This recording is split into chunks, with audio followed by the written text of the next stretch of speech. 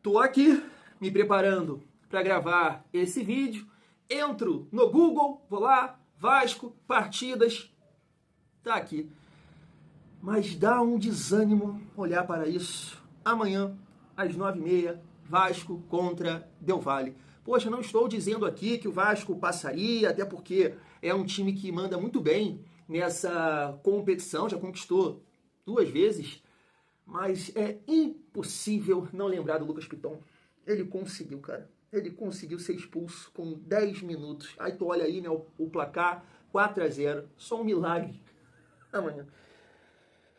Ai, é isso, família. Mas vamos lá, né? Segunda-feira.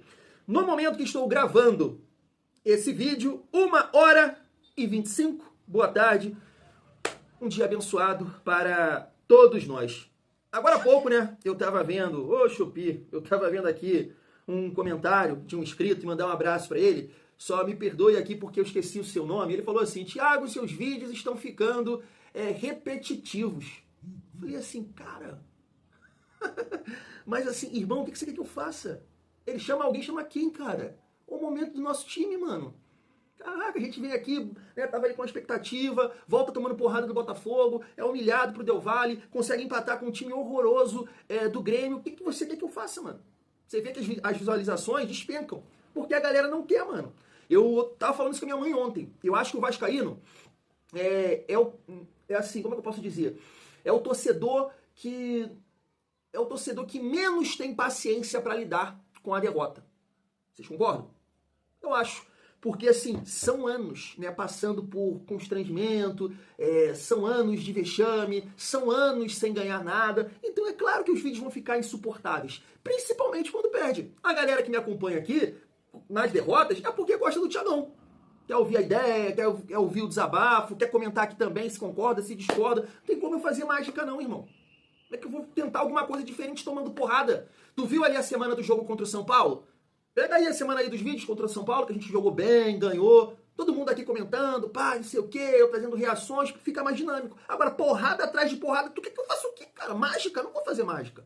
Não tem como eu fazer mágica, sabe? Mas obrigado pela sua opinião. Mas nesse vídeo tem resenha, vamos falar aqui do GB, que infelizmente tá fora aí por um tempo. Pumita, que deve sair do nosso Vascão e pode até acertar, né, com o time da Série A aqui, claro, né, no Brasil.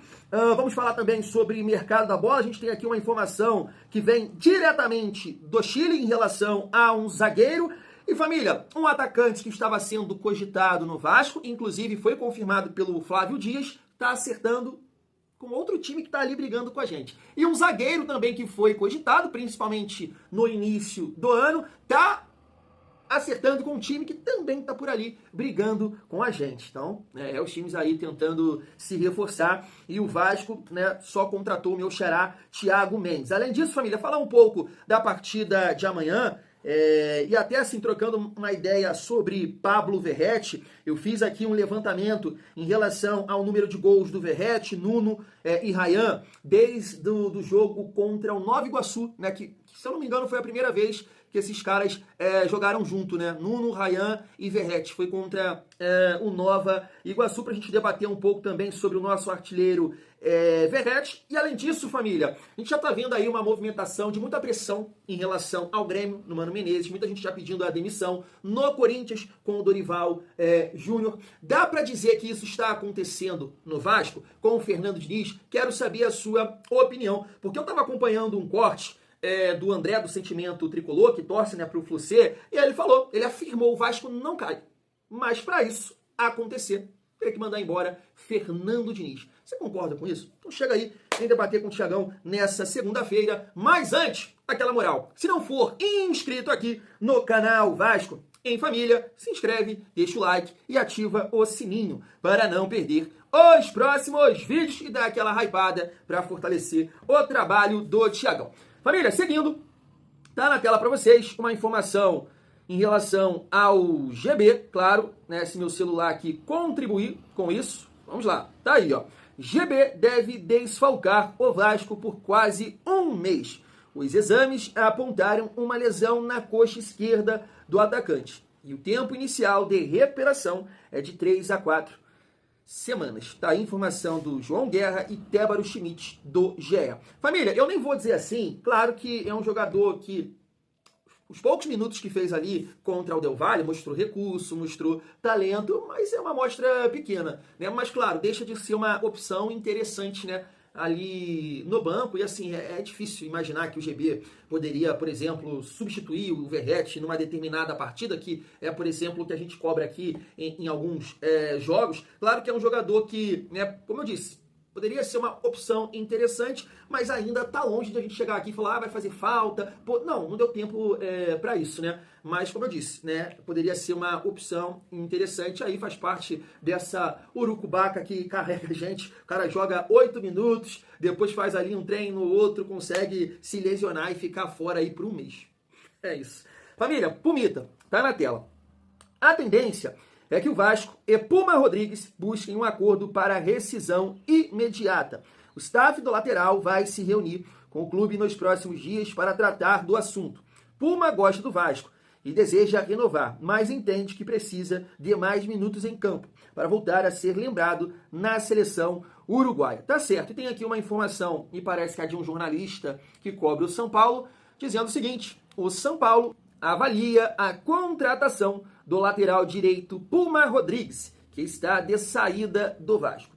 Agentes do jogador ofereceram seu nome ao clube paulista e informaram que o atleta está em conversas para rescindir contrato com o Cruz Maltino, com quem tem vínculo até dezembro. O tricolor ainda não abriu conversas, mas aguarda a rescisão contratual para tentar fechar um negócio sem custos. Diante das dificuldades nas opções buscadas, a diretoria vê Puma como uma oportunidade de mercado. E assim, família, de repente até, né, consegue jogar alguma coisa no São Paulo, porque, por exemplo, estava acompanhando um pouco do jogo, né, São Paulo contra Corinthians, vi mais um pouco do primeiro tempo. Mas o Crespo estava jogando lá com 3 zagueiros, né? E aí dando mais liberdade para o lateral direito, que eu não me recordo, não lembro se era o Sendrick, estava jogando, e o Wendel, né? E eu acho que a melhor formação assim pro Puma render alguma coisa é com 3 zagueiros, ele tendo mais liberdade no comando de ataque, né? Tentando ali proteger a parte da defesa, porque defensivamente falando ele é terrível de ruim, terrível, mas na frente manja alguma coisa, bate bem na bola, né? Fez alguns gols com a camisa do Vasco, mas a renovação eu acho que, né, já deu, não dá. O Pumita não conseguiu vingar, perdeu a vaga aí para o PH em 2023. Eu lembro que naquela reta final até teve momentos que o Ramon Dias optou, né, pelo Pumita. Teve um jogo contra o Cruzeiro lá no Mineirão, que o Pumita volta a ser titular, inclusive marca um gol nessa partida, mas, por exemplo, em 2024 não, o PH foi titular absoluto e esse ano da mesma forma. Então eu acho que, né, não tem cabimento assim uma renovação, até porque eu entendo que o Pumita custa mais, por exemplo, do que o Paulo Ricardo, do que o Paulinho. Então chegou a hora do Pumita ganhar, né? Vai com Deus, e aí você fica ali com o PH e o lateral da base. Eu não sei se pintar alguma oportunidade de mercado, você, né, contrata. Mas eu acho que tá de bom tamanho, então Pumita vai com Deus, família vascaína, e a gente vai ver, né, se ele vai reforçar de fato o São Paulo. Até acho, né, nem conferi isso aqui, mas eu acho que o Pumita não completou, né, 7 jogos. Deve ter entrado aí num jogo ou outro, como titular, acho que ele foi somente contra o Corinthians, ainda lá com o Fábio Carille, então nem deve ter completado aqui os 7 jogos. Fim de papo para Pumita Rodrigues, família vascaína. Seguindo a nossa resenha, para a gente falar um pouco sobre o confronto de amanhã, eu estava até vendo essa postagem aqui, tá na tela para vocês. Quem joga no lugar de Coutinho contra o Del Valle? As opções de Diniz. Eu acho que a gente nem precisa, né, debater sobre isso. Se o David tiver condições de jogar, vai ser o David, né? E me parece que ele tem. Eu acho que ele saiu por cansaço, sentiu algum desconforto assim ali, porque se você reparar, ali contra o Grêmio, ele volta assim para a beira do campo, né, para entrar novamente, mas aí o Diniz já tinha optado ali pelo Matheus Carvalho. E o David é muito forte, né? Fisicamente, eu sei que um jogador, quando fica muito tempo parado assim, sempre tem algum problema muscular e tudo mais. Vamos torcer para que não, né? Mas eu acho que ele vai optar pelo David. E se o David não conseguir jogar, aí é mais complicado, né? De repente ele coloca mais um jogador de meio campo e o Tietchan de terceiro homem, mantém Nuno, Ryan e Verratti, ou, né, um time ofensivo, como ele fez aí contra o Grêmio, porque ele precisa do resultado, e aí de repente deve optar pelo Teixeira, pelo Lloyd, que o Garré, sinceramente, assim, eu queria ter uma conversa com o Garré. Garré, o que você tá fazendo aí, irmão? Porque o Diniz não te olha. O Diniz não te olha. Nossa, loucura, hein? E o Vasco pagou 15, quase 16 milhões no Garré pro cara ficar atrás do Lloyd, do GB, do Teixeira, do David parado depois de um ano. Rapaz, o que tá acontecendo? Mas essa nem é a questão aqui, família, que eu levanto, porque assim, claro que eu fico na esperança do milagre acontecer amanhã, já pensou, aqui no nosso vídeo de pós-jogo, né, a choradeira, berrando, gritando, mas é quase impossível disso acontecer, até porque acho que se o Diniz optar por essa maneira de jogar aí, né, com 4 atacantes, né, o Nuno tentando ali se achar no jogo, não sabe onde ele fica, aí David, Verratti e Ryan, eu acho assim, claro que foi um jogo só, e na verdade foram 8 minutos, 9 minutos que a gente conheceu o Del Valle, podemos dizer assim, e depois com um jogador a menos, aí não consegue avaliar, né, direito o adversário. Ficou com a bola o tempo todo, você não dá pra ver ali as fragilidades, né, porque eu acho que não fez mais nada. Então, eu conheço o Del Valle em 8 minutos, 8, 9 minutos. Piton fez esse favor. Mas, sei lá, acho que o Del Valle é melhor que o Grêmio, por exemplo. Dá pra dizer isso? Então é um time que tem jogadores que estão vivendo um bom momento, que tem uma força física.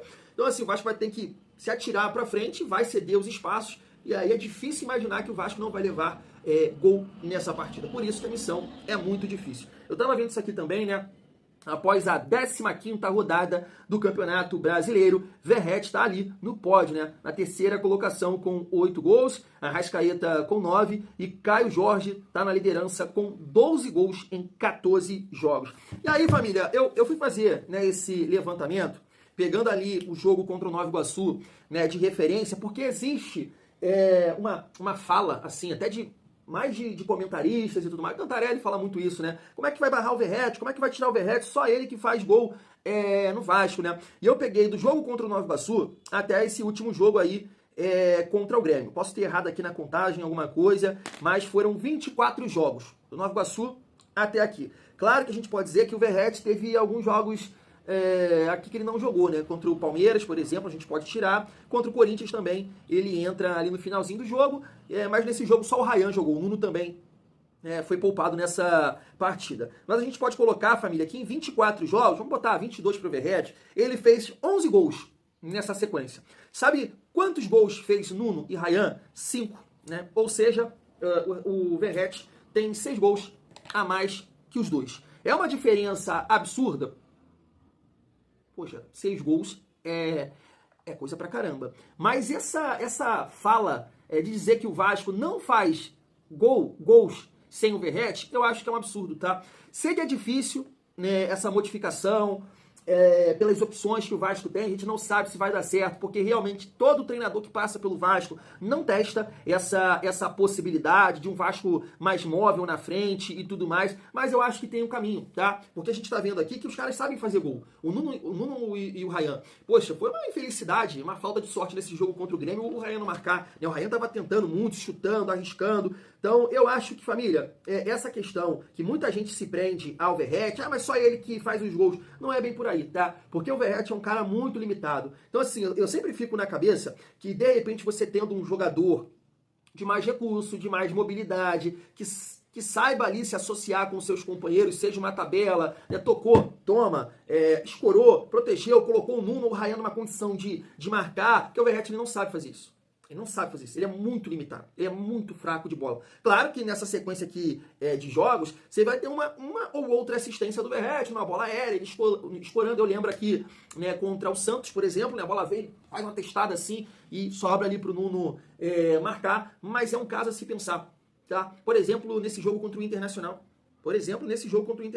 Sou muito a favor de você tentar alguma coisa diferente, de você segurar o Verratti, porque é um jogo fora de casa, é um jogo que você precisa estar mais inteiro fisicamente, brigar por cada espaço dentro do campo, e ele é um cara que não contribui com isso, sabe? Tá aí, 3 partidas, o Vasco não marca, quero dizer, o comando de ataque, porque marcou agora contra o Grêmio, faz um gol, foi um gol de bola parada, um gol do Freitas, mas é bom, assim, o torcedor, principalmente aquele que acha um absurdo você jogar um ou outro jogo sem o Verratti, é bom parar pra pensar nisso. Verratti não é o Messi.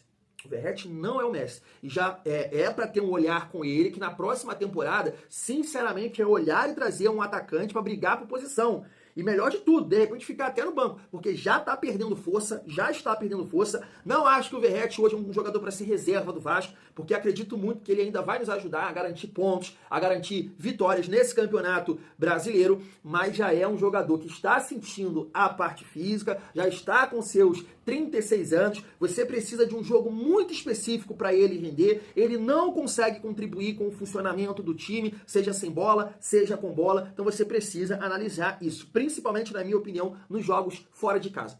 Nos jogos fora de casa, eu entendo que o Vasco poderia testar uma outra maneira de jogar sem o Verratti. Agora não, no jogo contra o Grêmio não tenho o que falar. Nenhum momento aqui eu pedi a saída do Verratti, porque justamente era um jogo para ele. O Vasco com domínio, o Vasco com posse, o Vasco chegando o tempo todo. Infelizmente, né, ele não conseguiu marcar o gol, principalmente naquele lance do bate-rebate. Né, não pode perder um gol daquele. Mas são números aqui, família vascaína, pra gente realmente pensar. Né? Nuno e Ryan fazem gol sim. Fazem gol sim. São 6 gols de diferença. Mas, de repente, com um jogador ali de mais recurso, poderia ter mais 2 gols aqui pro Nuno. Mais 2 gols aqui pro Ryan. E essa diferença não ser tão grande, de 6 gols. Porque dificilmente o Verratti, quando pega na bola, ele dá seguimento a alguma jogada. Família, mercado da bola. Né? Vamos destacar aqui ó, que recentemente surgiu o nome do Gustavo Caballero, ou Caballero.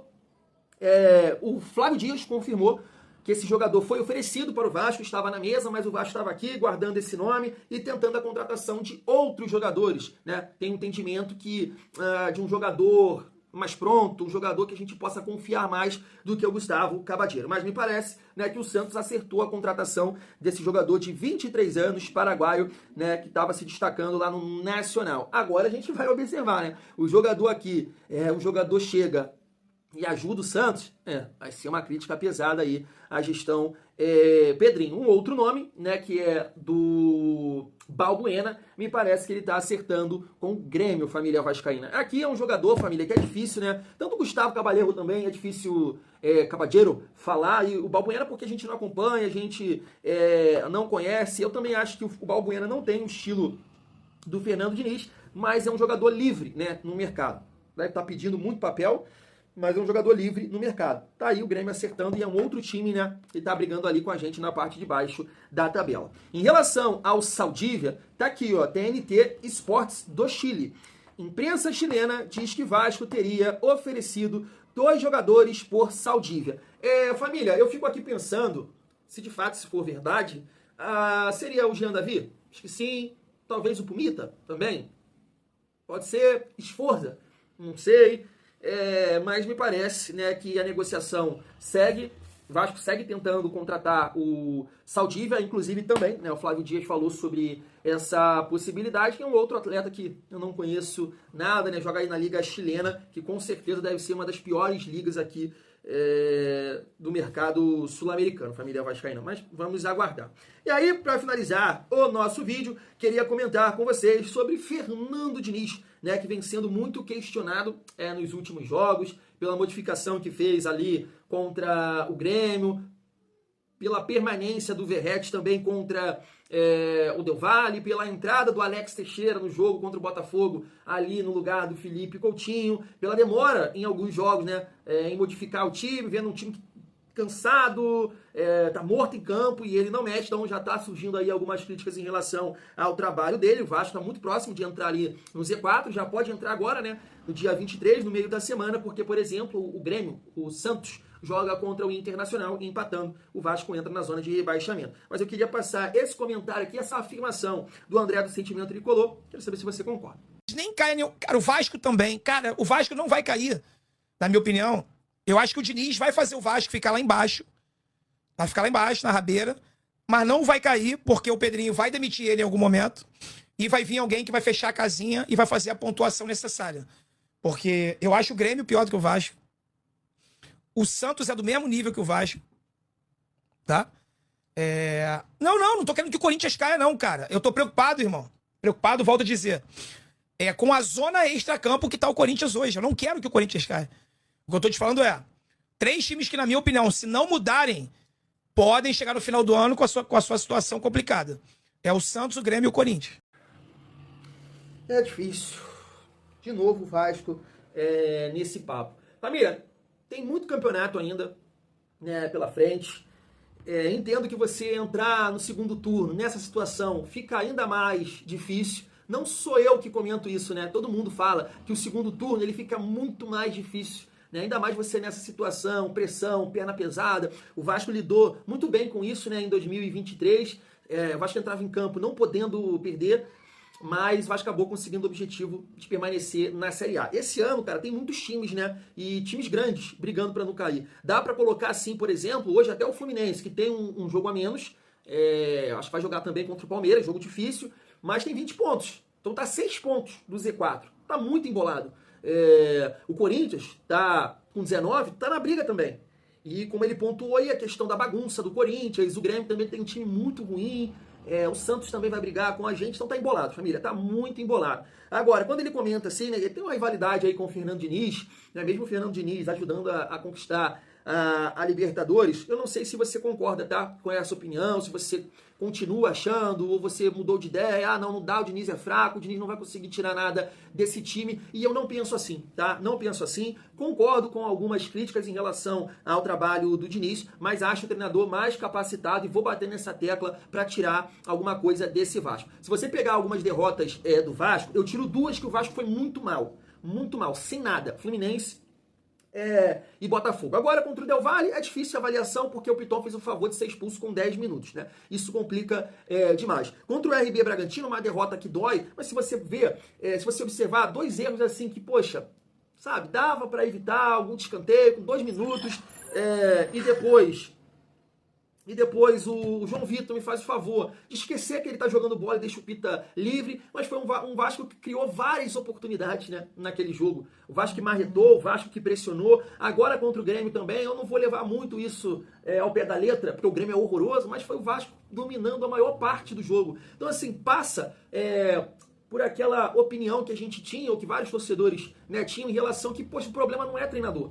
Na minha visão, o Vasco, em comparação ao Carille, melhorou, mesmo nas derrotas. E aí passa pela qualidade dos atletas, que erram demais. Erram numa finalização, erram na tomada de decisão, no último passe e principalmente defensivamente. Claro que você vai encontrar movimentações, erros do Fernando Diniz, claro que isso vai acontecer. Isso está acontecendo agora no Grêmio, isso está acontecendo com o Dorival, que acabou de chegar, o Mano da mesma forma. Então por que não vai acontecer com o Fernando Diniz? Mas dentro das nossas fragilidades e principalmente físicas, família, ele é o treinador mais capacitado. Mais capacitado, a minha opinião. Claro que eu vou respeitar aqui quem pensa diferente, mas eu acho que o Diniz tem condições sim de tirar a gente dessa situação. Agora, né, os jogadores têm que contribuir dentro de campo, aproveitar as oportunidades e parar de falhar, né? Porque o Vasco é o time que mais perde ali junto com o Sport. Agora eu nem sei, né? O Sport tem 10 derrotas e o Vasco tem 8, né? Porque não perdeu para o Grêmio. São muitas derrotas, né? Então quando você vê times assim que são horrorosos também, que é o caso do Corinthians, sei lá, tem 6, 5, o Grêmio tem 6, né? O Vasco tem que parar de perder. Não deu pra ganhar, não nesse tipo de jogo. Isso é uma derrota, empatar com o Grêmio dentro de casa. Mas principalmente fora de casa, não conseguiu ganhar, segura, sustenta o resultado, empata, traz um ponto pra casa,